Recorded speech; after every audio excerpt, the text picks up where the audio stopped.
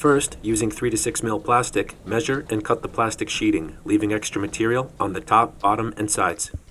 Next, attach the plastic to the top of the spring-loaded pole by sandwiching the plastic between the head and the non-skid plate and locking it into place.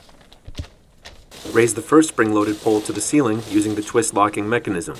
Place a new pole every 10 feet or every 8 feet if you'll be using any negative or positive air pressure. Pull the plastic tight at the top between each pole. The poles are very easy to set up and reposition.